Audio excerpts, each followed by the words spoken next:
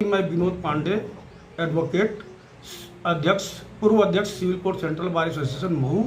मैं UP bar council के सदस्य पद हेतु चुनाव लड़ने की तैयारी में हूँ। मैं यहाँ सिविल कोर्ट सेंट्रल बार का अध्यक्ष रहा और पुनः लोग हमसे ये कह रहे थे, यहाँ के अधिवक्ता साथी चाह रहे थे कि मैं फिर अध्यक्ष पद पर चुनाव लड़ूँ। लेकिन मेरा ये मानना है कि अध्यक्ष या मंत्री एक बार पद मिल जाने के बाद दोबारा उस पद पर लड़ना नहीं चाहिए। इसलिए कि मैं इस व्यवस्था के खिलाफ हूँ कि कोई आदमी बार बार अध्यक्ष मंत्री का चुनाव लड़े। इससे ये जाहिर होता है कि कहीं न कहीं लालच उनके मन में है, तभी वो बार बार अध्यक्ष मंत्री के पद पर चुनाव लड़ना चाहते हैं और लड़ते हैं। मैं इस सोच के विपरीत हूँ। मेरा मानना है कि सम्मान का पद है और एक बार सम्मान प्यार अधिवक्ताओं ने दे दिया, अधिवक्ता भाइयों ने एक इज्जत दे दी, तो उसको मेंटेन रखना चाहिए। आपके भी कार्यकाल में बड़ा विवाद रहा, क्या आखिर वजह थी? नहीं, विवाद तो इसलिए रहा कि जब हम अपने हक की लड़ाई लड़ेंगे या अपने हक के लिए जागरूक होंगे तो विवाद तो खड़े होंगे। इसलिए कि यहाँ बार पर भी कुछ ऐसे लोगों का कब्जा हो गया था जो बार के पैसे का गबन किए थे, जो यहाँ माफियागिरी कर रहे थे, अधिवक्ताओं के साथ मारपीट कर रहे थे, स्वतंत्र रूप से अधिवक्ताओं को प्रैक्टिस नहीं करने दे रहे थे। इस बिंदु को लेकर के हमने ऐसे अधिवक्ता खिलाफ एफआईआर भी दर्ज करवाया, गबन किया हुआ पैसा भी वापस करवाया और उसमें चार्जशीट भी आ गई है। तो ये विवाद तो होगा ही। जहाँ इस तरह के लोग बैठे रहेंगे कि बार बार पदाधिकारी होंगे, बार का पैसा गबन करेंगे, वकीलों का पैसा गबन करेंगे, वकीलों को प्रैक्टिस नहीं करने देंगे और उसका विरोध करूंगा तो विवाद होगा ही होगा। अच्छा, आपका भी बड़ा दावा था चुनाव से पहले, जैसे अपना चुनाव लड़े थे उस दौरान हमने देखा कि एक अधिवक्ता थे बहाउद्दीन साहब, उनकी कुछ ज़मीन का मामला था। थोड़ा उसको एक बार याद दिलाएं, फिर उसके बाद आगे की बात करते हैं। देखिए, ऐसा है कि एक हमारे यहाँ बहुत ही शरीफ और सज्जन अधिवक्ता है बहाउद्दीन साहब। उनकी ज़मीन पर कुछ गुंडे ज़बरदस्ती कब्जा कर रहे थे, निर्माण करना चाहते थे और निर्माण कर भी रहे थे। उस प्रकरण में मैं शहर कोतवाल से मिला, उन्होंने उसको बहुत गंभीरता से नहीं लिया। फिर मैं चौकी इंचार्ज से कहा कि काम रोकिए, स्टे के बावजूद काम हो रहा है। तो उन्होंने कहा कोतवाल साहब से मिलिए। हमने कहा अब किसी से नहीं मिलेगा, मौके पर चल रहे हैं। और उस समय हमारे अधिवक्ता साथी अपने अधिवक्ता साथी की मदद में गए और अधिवक्ताओं को देखते ही गुंडे सब भाग गए और जो दीवार अवैध निर्माण किए थे हमारे अधिवक्ता साथियों ने उसको गिरा करके ध्वस्त करके अपने अधिवक्ता भाई का कब्जा जहाँ जैसे था तैसे करा दिया। तो उससे एक अधिवक्ताओं में एक विश्वास जगा कि ये आदमी ऐसा है जो वकीलों के हित के लिए लड़ाई लड़ सकता है और लड़ता है और किसी भी स्तर तक उतर करके लीगली लड़ाई लड़। ये तो चुनाव से पहले का आपने बता दिया। जी हाँ। जीतने के बाद कोई मुख्य काम आपने किया तो बताएं। अधिवक्ताओं के जितने भी प्रकरण आए, जैसे एक अधिवक्ता की डेड बॉडी एक प्राइवेट अस्पताल के मालिक ने रोक दिया कि 33,000 रुपये बकाया है और जब तक पैसा नहीं मिलेगा हम बॉडी नहीं देंगे। हमारे पूर्व अध्यक्ष हरिनाम यादव जी ने हमको बुलाया, कहा कि आइए अध्यक्ष जी, यहाँ बॉडी नहीं दे रहे हैं पैसा के लिए।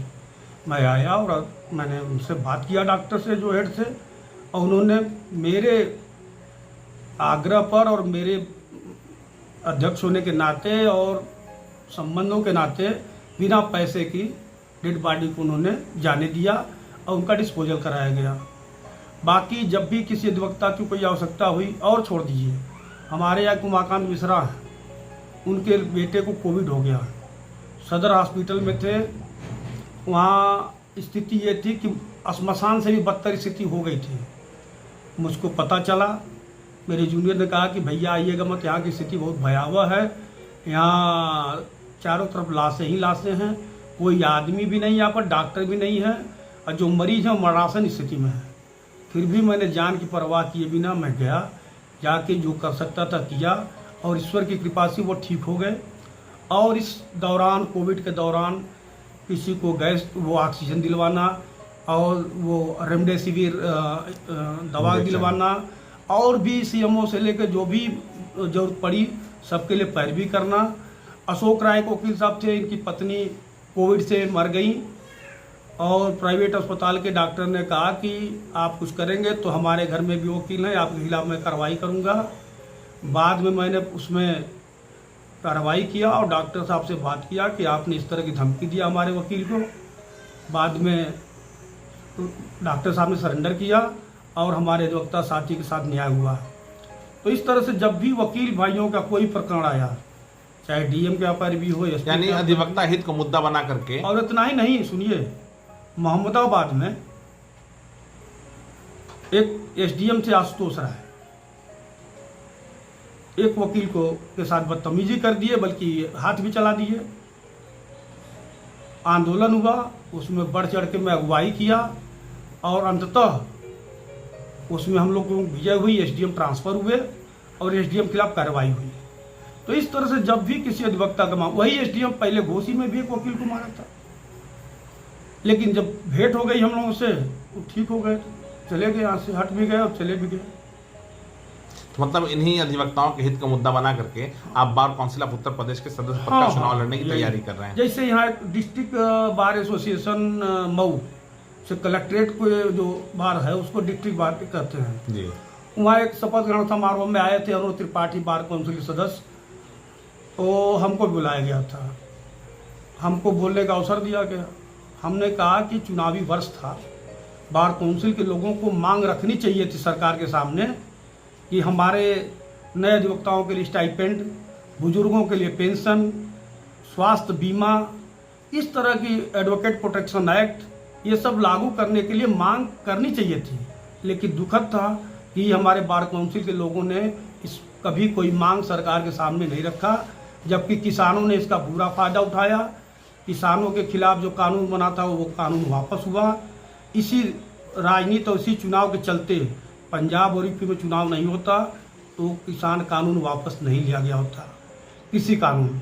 इसलिए मैंने कहा कि बार काउंसिल के सदस्य हमारे बड़े भाई अरुण त्रिपाठी बैठे हैं, इन लोगों को मांग करनी चाहिए थी, जिस पर वो बहुत नाराज हुए और धमकी तक दे डाले कि आपके खिलाफ दफ़ा 35 एडवोकेट एक्ट की नोटिस हम दे देंगे तो हम आपको भगवान नजर आने लगेंगे। तो इस तरह से हमने जब भी अधिवक्ता हित की बात आई, मैंने बार काउंसिल के सदस्य हों चाहे चेयरमैन हो, उनके सामने मैंने मुद्दा उठाया है, जिससे वो लोग मुझसे नाराज भी रहते हैं कि बार काउंसिल की आलोचना करते रहते हैं। Satish Chandra Pandey, advocate, civil court Ballia. मैं पूर्व महामंत्री criminal and revenue bar association Ballia रहा हूँ। हमारे यहाँ ग्राम न्यायालय के परिप्रेक्ष्य में एवं रसड़ा में मुंसफी जाने के विरोध में काफ़ी दिनों तक न्यायालयों का बहिष्कार चला और क्रमिक अनशन, धरना, प्रदर्शन रहा।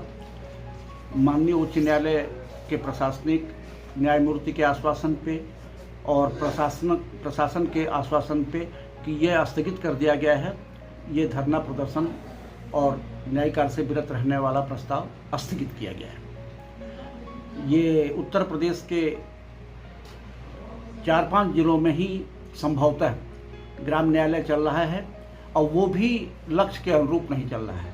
यह पूर्णतया ग्राम न्यायालय का विकल्प फेल कर चुका है। तो आपके हिसाब से इसको बंद हो जाना चाहिए? ये निश्चित रूप से बंद हो जाना, कॉन्सेप्ट ही पूरा खत्म हो जाना चाहिए।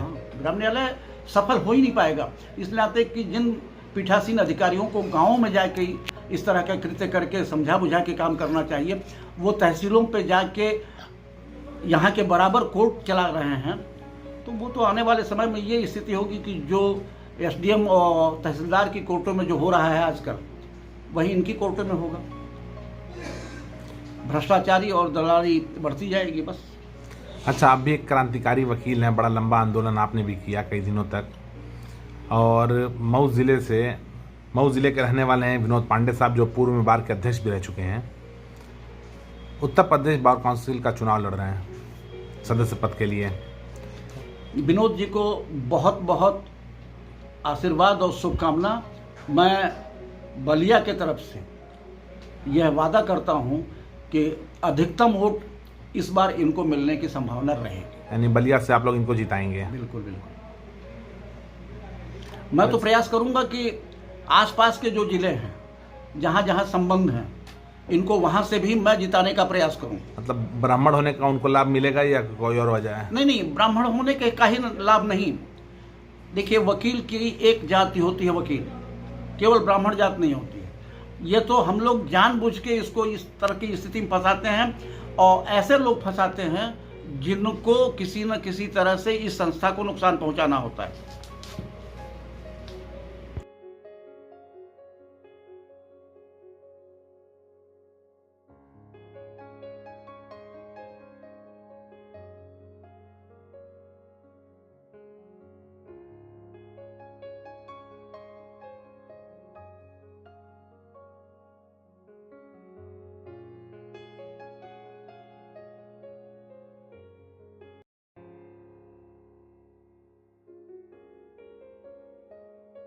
खबरें पसंद आई हो तो लाइक करें, शेयर करें, और अगर कुछ सुझाव देना चाहते हैं तो हमारे कमेंट बॉक्स में जरूर दे सकते हैं। अगर आप हमारे चैनल पर नए हैं और यह हमारे फेसबुक पेज को अगर आप देख रहे हो, तो अगर फेसबुक पेज देख रहे हो तो हमारे फेसबुक पेज को लाइक करें और हमें फॉलो करें, और अगर हमारे यूट्यूब चैनल को देख रहे हैं तो हमारे सब्सक्रिप्शन का बटन दबा के नोटिफिकेशन वाला बटन दबाएं ताकि आपको ताज़ा खबरों से अपडेट किया जा सके।